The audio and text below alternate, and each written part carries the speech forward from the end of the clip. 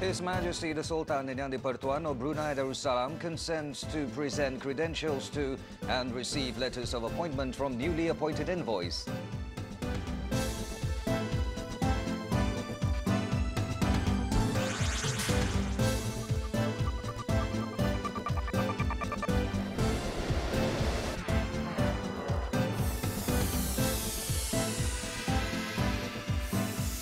Brunei Darussalam recognizes the importance of supporting and nurturing the creative industries in a bid to diversify the economy.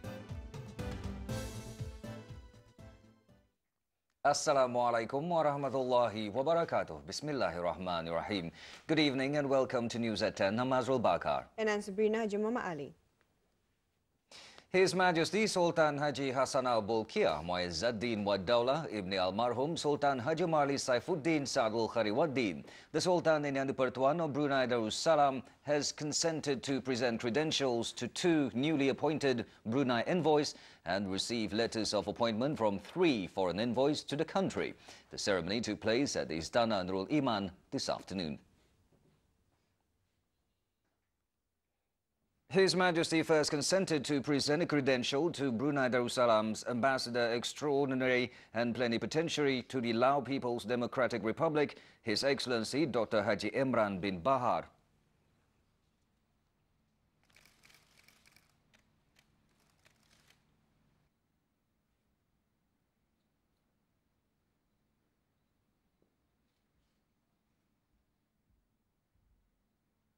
This was followed by Brunei Darussalam's Ambassador Extraordinary and Plenipotentiary to the State of Qatar, Haji Nordin bin Haji Ahmad.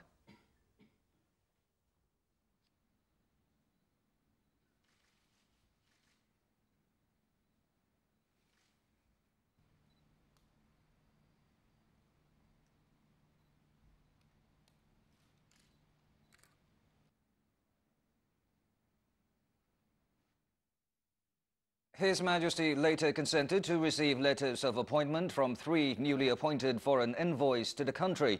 First, His Majesty received the letter of appointment from the non-resident Ambassador Extraordinary and Plenipotentiary of the Republic of Cyprus, His Excellency Niko Panai.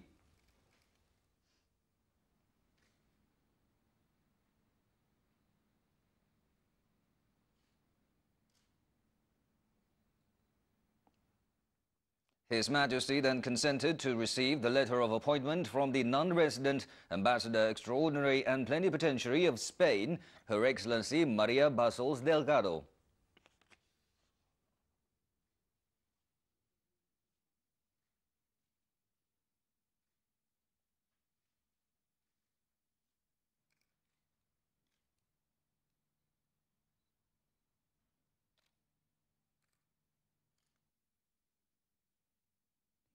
Lastly, His Majesty consented to receive the letter of appointment from the non-resident Ambassador Extraordinary and Plenipotentiary of the Republic of Hungary, His Excellency Attila Csaba Faragó.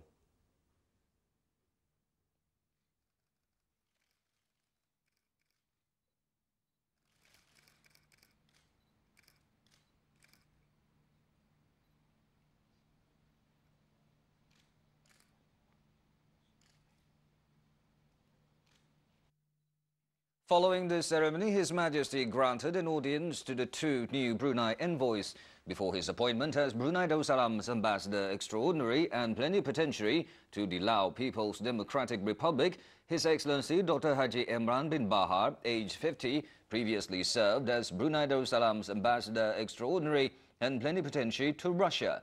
Meanwhile, His Excellency Haji Nordin bin Haji Ahmad, 48 years old, Brunei Darussalam's Ambassador Extraordinary and Plenipotentiary to the State of Qatar, had previously served as Deputy Head of Mission Charge d'Affaires at the Brunei Embassy in Rabat, Morocco.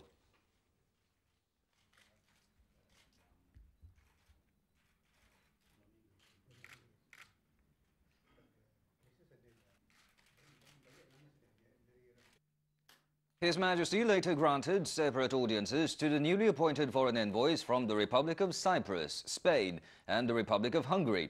His Majesty first consented to receive in audience His Excellency Nikos Panai, the non-resident Ambassador Extraordinary and Plenipotentiary of the Republic of Cyprus.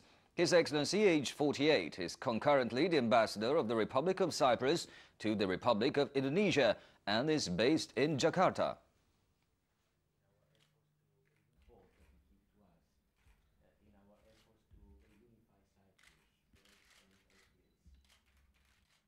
His Majesty then consented to receive in audience Her Excellency Maria Bassols Delgado, the non-resident Ambassador Extraordinary and Plenipotentiary of Spain.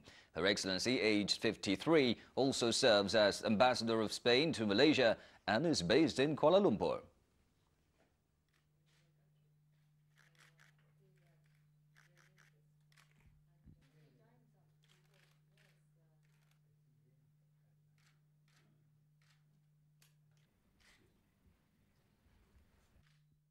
Lastly, His Majesty consented to receive in audience the non-resident Ambassador Extraordinary and Plenipotentiary of the Republic of Hungary, His Excellency Attila Kasaba-Farago. His Excellency, aged 56, is also Ambassador of the Republic of Hungary to the Republic of Singapore and is based in Singapore.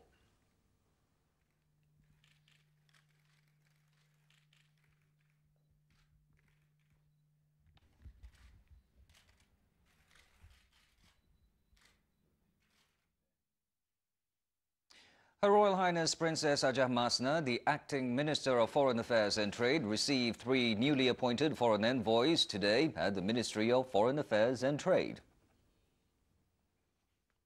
Her Royal Highness first received the non-resident Ambassador Extraordinary and Plenipotentiary of Cyprus, His Excellency Nikos Panay. His Excellency is based in Jakarta. Her Royal Highness then received the non-resident Ambassador Extraordinary and Plenipotentiary of Spain, Her Excellency Maria Bassols Delgado. Her Excellency is based in Kuala Lumpur.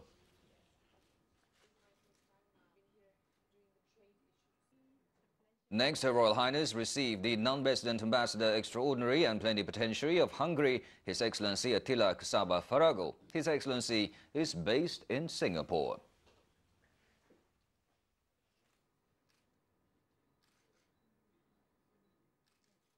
Effective monitoring and control of the movement of precursor chemicals is key to preventing the production of illegal synthetic drugs. Details coming up shortly, but first this excerpt of His Majesty's Tita.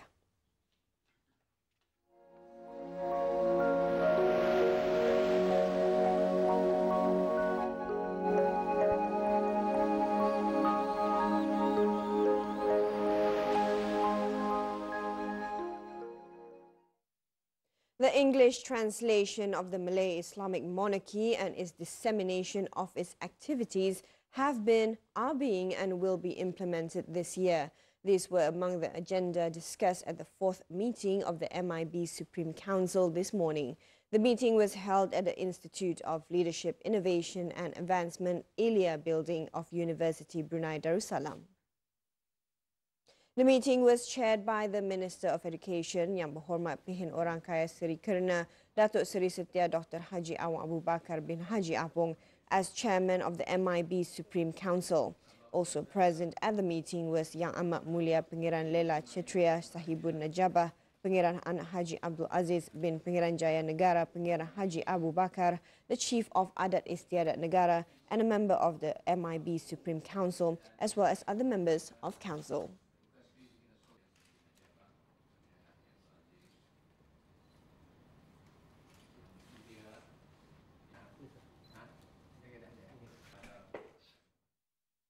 The Brunei Economic Development Board, BEDB, has reached an important milestone in the development of the multimedia industry by introducing the establishment of the Creative Arts Facilities or CRAFT at the Knowledge Hub, Anggrek Desa.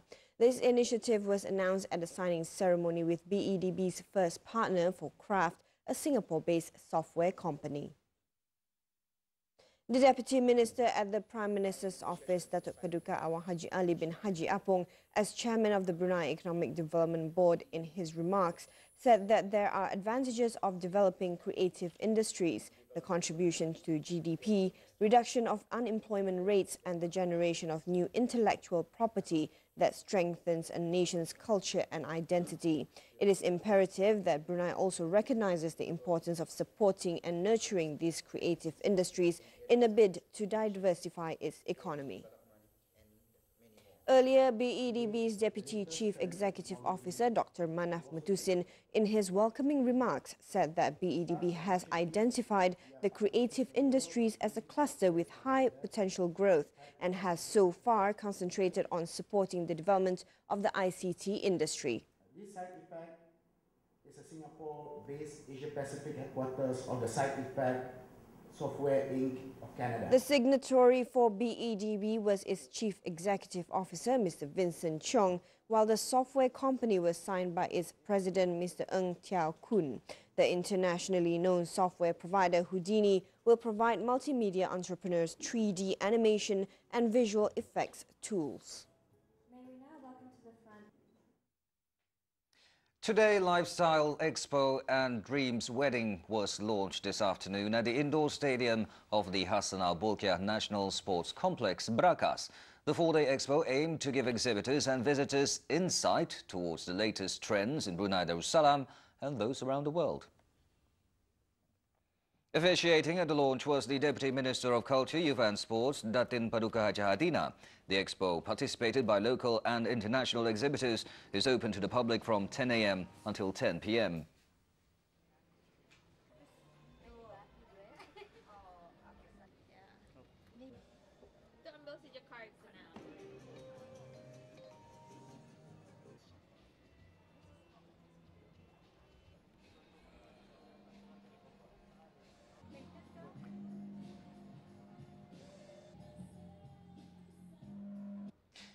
The publication of a commemorative book, Menjejaki Sejarah Hubungan Brunei-China, or Tracing the History of Brunei-China Relations, is important from a historical perspective and also from cultural, diplomatic, economic, social and trade aspects of both countries.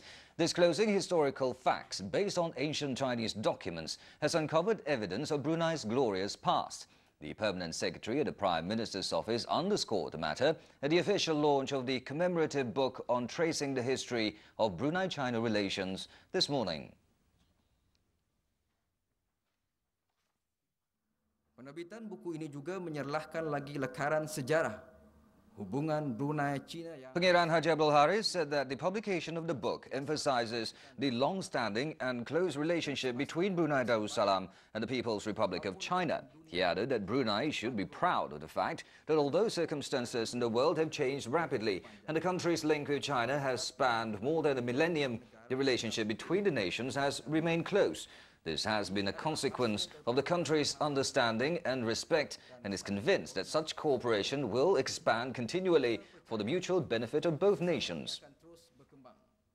Bagi manfaat bersama. The Acting Deputy Director of Brunei Museums, Pangeran Dr. Karim, in his briefing touched on the background of the Tracing the History of Brunei-China Relations project that focuses on the history and archaeology carried out in Brunei Darussalam and the People's Republic of China. The 176-page book would provide understanding on the existence of the civilization of the Brunei Malay Sultanate based on facts of the history of Brunei-China relations. Meanwhile, art illustrations showcased at the exhibition, among others, recall the ancient history of the Islamic Malay Brunei Sultanate, the location and nature of Kota Batu in the 13th century, the Limau Manis residential area from the 8th to the 10th century, the arrival of the Chinese in Brunei, merchant vessels, and the arrival of Islamic missionaries. Negara Brunei Darussalam dan Republik Rakyat China berkongsi ikatan sejarah yang sangat mendalam. The Sultan Bolkiah Vocational School Dikir team with a Dikir entitled Alhamdu and the Jeffrey Bolkiah Engineering College Kuala Blight with their Dikir entitled Badat won the male and female categories respectively at the Dikir Sharafil Anam competition among technical and vocational education institutions under the Department of Technical Education, Ministry of Education, in conjunction with the birthday of Prophet Muhammad, peace be upon him. Present was the Deputy Permanent Secretary for Higher Education at the Ministry of Education, Awangku Abdullah bin Pangeran Haji Tengah. 14 teams, including 7 female teams, competed in the finals. Theme Strengthening Self-Esteem by 2035, the competition was organized for the 5th time by the welfare and religious body of the Sultan Saiful Rijal Technical College, aimed at educating students to love Prophet Muhammad sallallahu alaihi wasallam.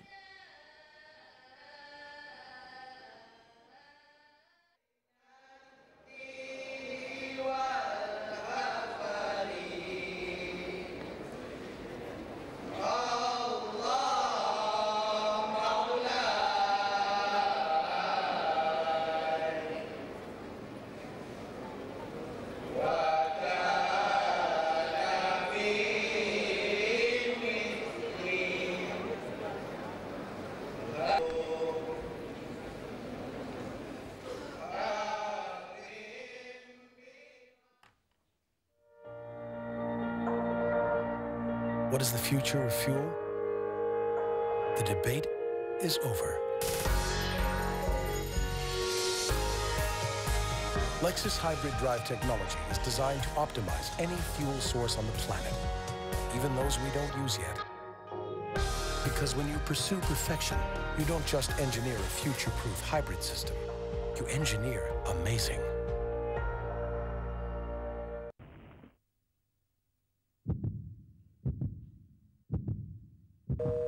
You have one voicemail. Hey honey, don't forget to stop by the bank and pay the bills, okay?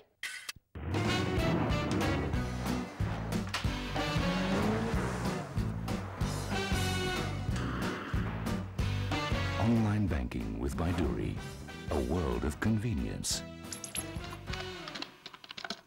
Simply Baiduri. Royal Brunei Airlines has migrated to a brand new reservation system. This new system was disclosed by Royal Brunei Airlines Deputy Chairman Dermot Mannion in conjunction with the first anniversary and launch of daily services to Melbourne held this morning at the airport restaurant. Dermot Mannion, RBA's Deputy Chairman, said that RBA was one of the first few airlines in Asia to use the new system.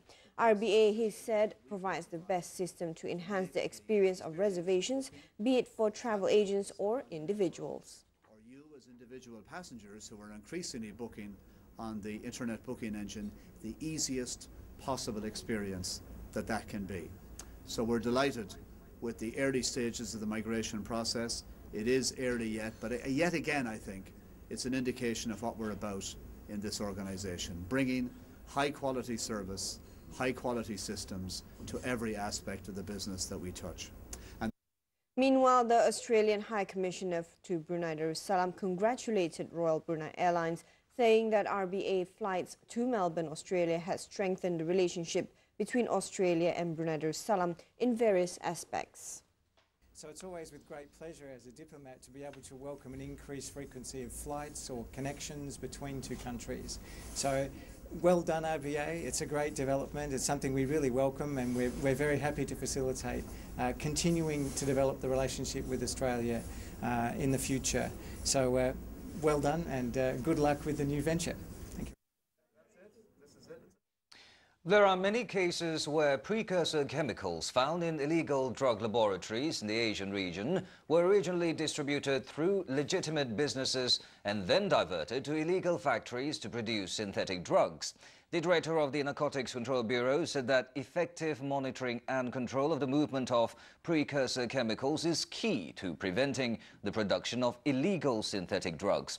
Awang Haji Abdul Aziz revealed this at a briefing on awareness of precursor chemicals this morning. According to Awang Haji Abdul Aziz, authorities for the control of precursor chemicals comprise the Narcotics Control Bureau, Royal Customs and Excise Department and the Pharmacy Department. They are responsible in taking necessary steps to prevent the movement of chemicals that can be used to produce drugs and psychotropic substances. They are also meant to work with any party toward achieving these goals. Jika seseorang menghasilkan, mengedar, memiliki, mengimport, dan mengekspor peralatan, dan bahan-bahan bagi menghasilkan dadah tertawar. At the briefing, officers from the Narcotics Control Bureau, Royal Customs and Excise and Pharmacy Unit were made aware of vital, relevant information. The briefing aimed to raise awareness amongst the private sector and importer companies on the dangers of precursor chemical ingredients for illegal purposes.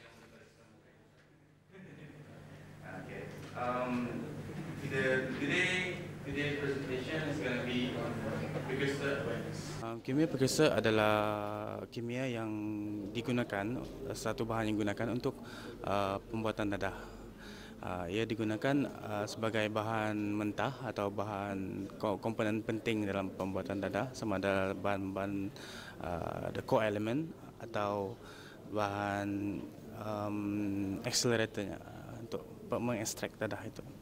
Kegunaan yang sah untuk kimia precursor ini adalah untuk pembuatan obat, tetapi disebabkan oleh orang-orang yang tidak bertanggungjawab dan juga penjenayah-penjenayah di luar sana, ia digunakan untuk pembuatan dadah yang haram, yang mana yang ini boleh merosakkan keharmonian negara kita dan juga rantau Asia kita sendiri. The final of the Hijrah Forum 1433 competition has picked the group Diploma Tertinggi Perguruan Agama tahun 2010 Syariah or DTPU 10 Syariah as the winner. The competition was held last night at the Sri Begawan Religious Teachers University College, Kupu SB.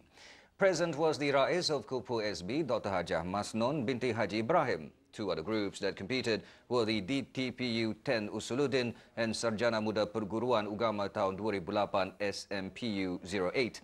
The champion, DTPU 10 Syariah, with a forum entitled Taqwa Identity Ummah or Faith, the Ummah's Identity, brought home the Intellectual Challenge Trophy, $200 cash and a certificate. The forum is to develop new talent amongst undergraduates to be more creative and to constructively criticize based on the teachings of Al-Quran and Hadith regarding issues of faith, morale, education, sociopolitics, science and technology.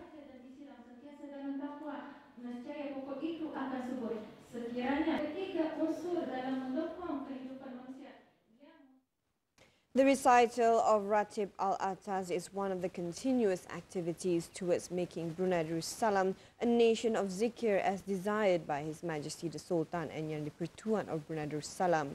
Among the advantages of practicing the Ratib Al-Atas is a reward of prosperity and blessing from Allah the Almighty. This activity is being organized by the women's group of the Muhammad Bolkiah Mosque in Kampung Serusuk. Present was the wife of the Minister of Education, Datin Paduka Dayang Haja Zahra binti Haji Muhammad. Also present were members of the women's group of the mosque and from the Surau of the Brunei Muara District Office, as well as their teachers. The chief guest led the reading of Surah Al-Fatiha.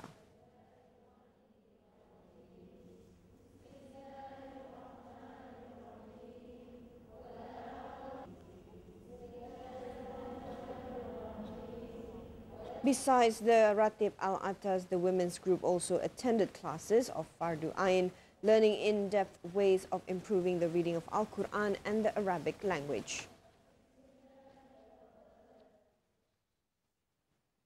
The Ministry of Culture, Youth and Sports has set up the Youth Development Centre as a platform to produce successful, dynamic and responsible youth, apart from assisting job-seeking youth and those who are unable to proceed for further education. This morning saw the signing of agreement for skills courses 2012 to 2013 session between the centre and young trainees and their parents or guardians. 59 female and 66 male trainees will attend 9 skill courses for 9 months, which began in February this year as the main optional program for the youth. They will also undergo a work attachment for 6 months, self-development programs and work placement on organization structure. Besides that, the centre is also responsible for teaching and guiding youth to develop themselves into useful citizens. The training also hope to fully benefit from the course, especially in upgrading their skills and mindset development before joining the workforce.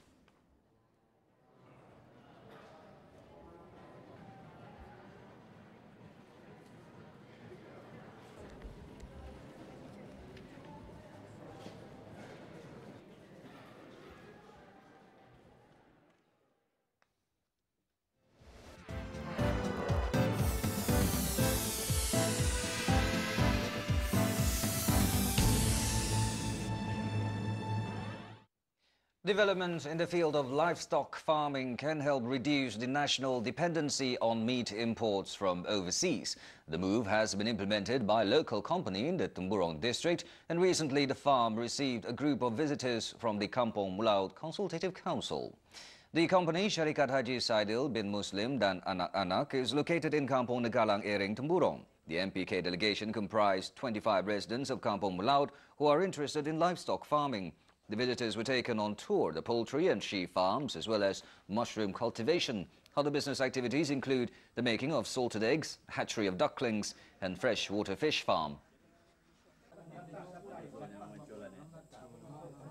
According to the Ketua of Kampung Melaut, who is also chairman of MPK Melaut, Haji Muhammad Jaid bin Hitam, the main interest was to obtain the know-how on poultry farming, that is duck rearing. The visit was also to give MPK members and the villagers the opportunity to see and study closely how the company carries out its business in livestock farming. Yang ada di Serikat Awang Haji Saidil dengan usaha yang The Kampung Belais and Budak-Budak Consultative Council in Mukim Bokok, Temburong once won the Bronze Award in the Development and Security Project in the National Kampung Excellence Awards for 2 years running. The Kampung recently received a visit from the Kampung Kapok Consultative Council. Kampung Belais and Budak-Budak are also part of an eco-tourism project undertaken by the Kampung Council. Parks and fishing areas, which house a total of 18 fishing huts for enthusiasts, were designed by the villagers along the river adjacent to the Heritage Park and has generated revenue. The Deputy Chairman of the Kampung Belais and Budak-Budak Consultative Council, Yusuf bin Haji Muhammad, said the recreational park and the fishing facility are financed by the Kampung residents themselves, while the design, size and quality of the buildings are based on the taste of villagers. He added that 2 huts will be built as the result of Kampung Belais and Budak-Budak's winning the bronze at the Excellent Kampung Award. The prize money of $30,000 will be used to build chalets, which will upgrade the kampung's beauty and its environment.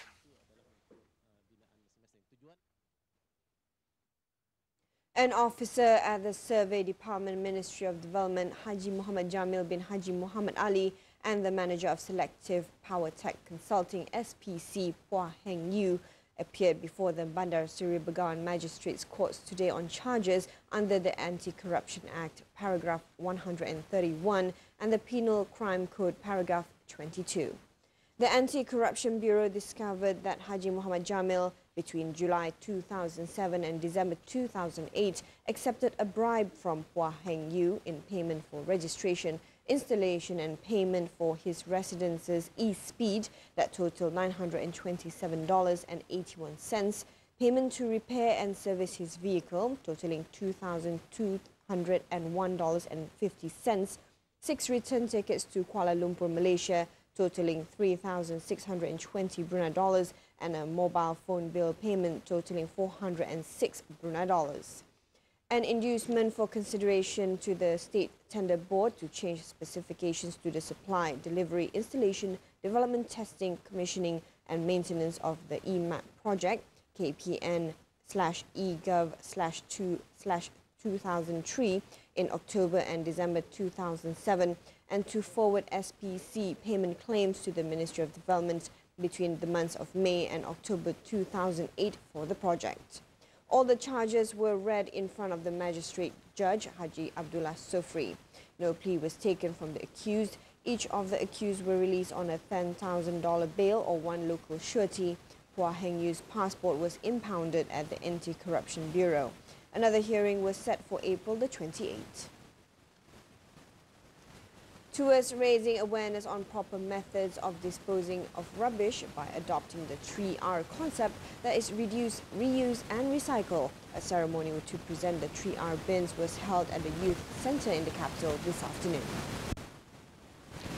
The 3R bins were presented to the Acting Director of Youth and Sports, Department of Youth and Sports, Ministry of Culture, Youth and Sports, Awang Haji Abdul Malik bin Haji Muhammad by the Acting Deputy Director of Environment, Parks and Recreation at the Department of the Environment, Parks and Recreation, Ministry of Development, Dayang Martina binti Haji Tamin.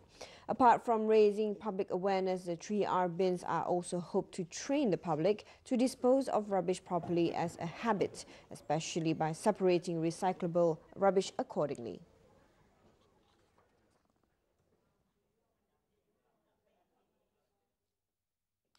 Leading our international news tonight, the Arab League summit opens in Baghdad with 10 out of the 22 leaders attending amid growing signs of a rift over the Syrian crisis. And Syria says it won't accept any resolution agreed by the Arab League. Stay tuned for the details in the rest of the world news.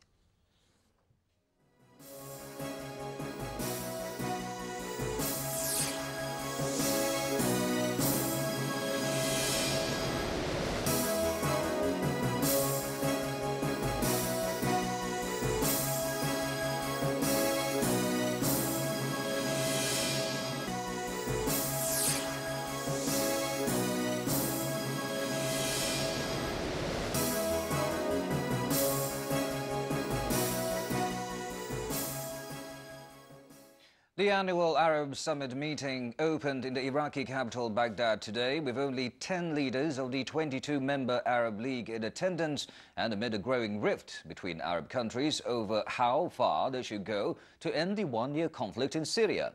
As the summit opened, 2 explosions were heard in central Baghdad. An Iraqi intelligence official said a mortar hit near the Iranian embassy just outside the Green Zone, where the summit was being held in a palace once used by dictator Saddam Hussein. He had no word on a second explosion and said there were no immediate reports of casualties.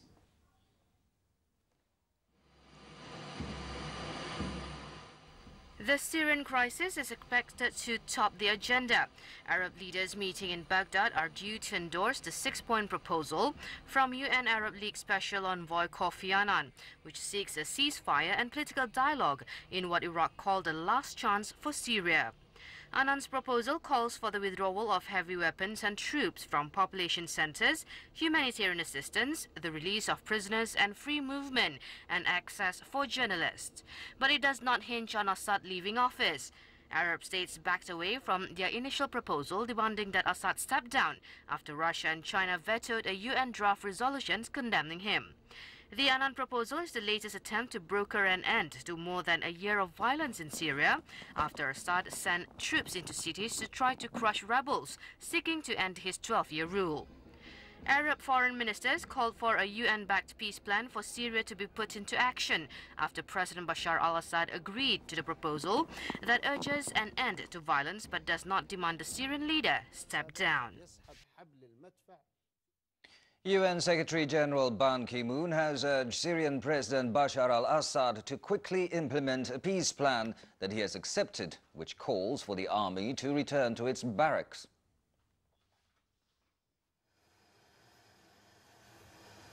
The UN chief was speaking during a stopover in Kuwait on his way to the Arab League summit in Baghdad. Ban said he will be meeting with key leaders in Baghdad and discuss with them how the United Nations and Arab League states can work together in helping the joint special envoy's diplomatic efforts to get his 6-point proposal implemented, as was pledged by President Assad. He was referring to a plan the UN Arab League's Special Envoy Kofi Annan said Syrian President Bashar al-Assad has agreed to. Annan's plan stipulates that Assad should pull troops and heavy weapons from cities before peace talks with his opponents. Joint Special Envoy's diplomatic efforts. Syria, meanwhile, says it won't accept any resolution reached by the Arab League.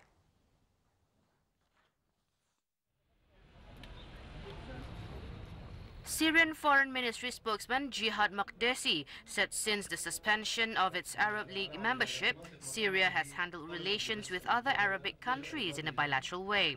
Syria won't accept any resolutions reached during the summit, he added. The Syrian crisis is expected to dominate the 3-day Baghdad summit, and it is the first time for Syria to miss the summit since the establishment of the Arab League in 1945. Analysts believe it is in Syria's favor to hold the Arab summit in a sympathetic neighbor whose government is also dominated by Shiites and has close ties with its ally, Iran. Turkish Prime Minister Tayyip Erdogan met with President Mahmoud Ahmadinejad amid signs Tehran might soften its stance on Syria after steadfastly supporting its closest Arab ally over more than a year of violent unrest. Erdogan arrived in Tehran yesterday from South Korea, where he attended a nuclear security summit and also held talks with President Barack Obama. Apart from Iran's nuclear issue, Erdogan and Iranian officials will also likely discuss the crisis in Syria, an issue Tehran and Ankara vastly differ on. Turkey has demanded that Syrian President Bashar Assad step down over the year-long conflict, which the UN says has left more than 9,000 people dead. Iran is a key ally of the Syrian regime, and Ahmadinejad has recently praised Assad for the way Syrian authorities are managing the situation in the country. Turkey is to host about 60 countries, including the United States, for the Friends of the Syrian People Conference in Istanbul on Sunday. The meeting will discuss ways to further isolate and pressure Assad, as well as measures to support the Syrian opposition. Security forces turned New Delhi into a virtual fortress for the summit of emerging economies powerhouses comprising Brazil, Russia, India, China and South Africa, or BRICS.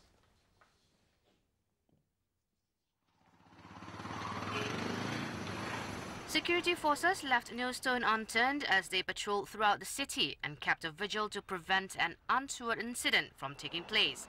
A day before the summit, a special team of Delhi police arrested a suspected militant belonging to banned outfit Indian Mujahideen, along with a cache of explosive powder, a detonator, a timer and one mobile phone from a locality in New Delhi.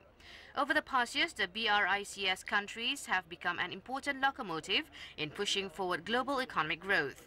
Leaders of the grouping are expected to launch plans for a joint development bank, billed as an alternative to the International Monetary Fund (IMF), and measures to bring their stock exchanges closer together.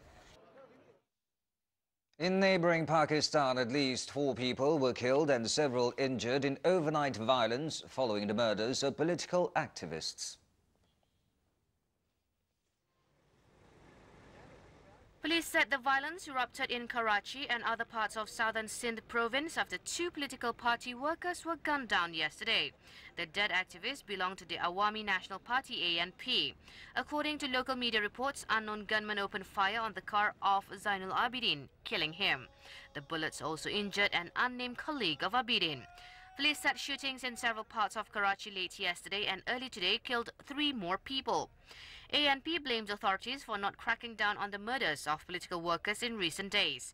The latest murders follow the killings of 2 political activists from the Muttahida Qaumi movement (MQM) on Tuesday. A large number of police and paramilitary rangers have been deployed to trouble spots in Karachi to prevent any escalation of violence. Local government officials have announced a special team of police will be formed to investigate the murders. And now a quick look at the weather forecast for Brunei for tonight and tomorrow, as well as the temperatures of some of the main cities around the world, followed by the local tide charts.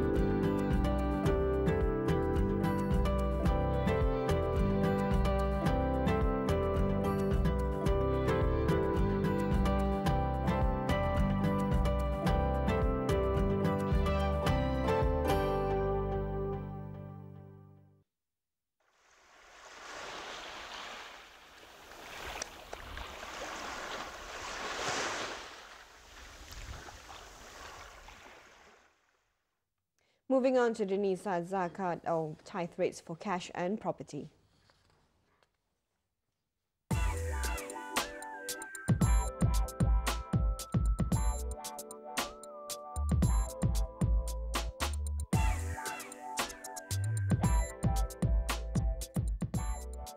Foreign exchange segment is brought to you by HSBC.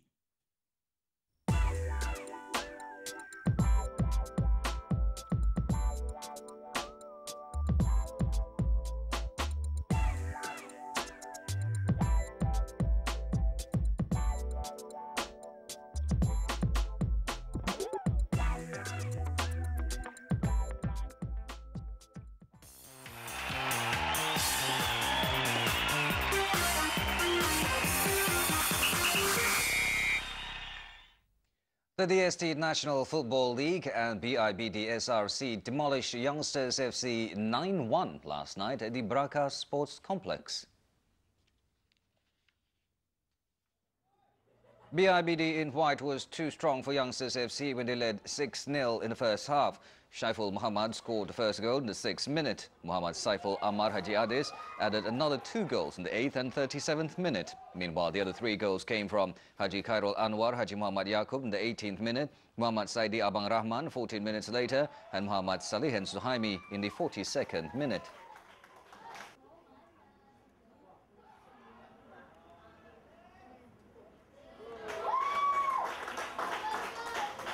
BIBD scored 3 more goals in the second half through Haji Shariful Rizal Haji Jainal in the 66th minute, Awangku Haji Muhammad Raimi Pengiran Haji Azman Shah in the 72nd, and a hat-trick for Muhammad Saiful Ammar when he scored his 3rd goal in the 76th minute.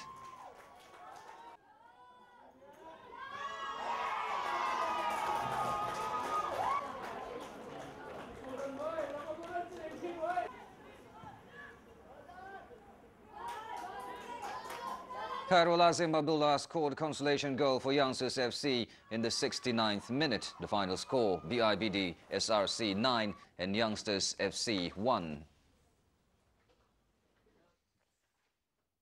One of the annual projects of the Pusat Ehsan Al-Amirah Al-Hajjah Mariam is a charity golf tournament. The championship will be held from the 4th to the 6th of May at the RBA Golf Club in Brakas. The tournament is open to male, female and veteran golfers. In a media briefing this morning, the acting chairman of the Board of Trustees of Pusat Ehsan Al-Amirah Al-Hajjah Mariam, Datuk Paduka Haji Muhammad Alimin bin Haji Abdul Wahab, as advisor of the tournament, said the 10th charity golf tournament is themed Patron Challenge Trophy under the Pusat Ehsan Strategic Master Plan. A part of raising funds, the tournament is also providing opportunities to the public to be involved in golf. The tournament is part of the centre's continued awareness towards special needs people.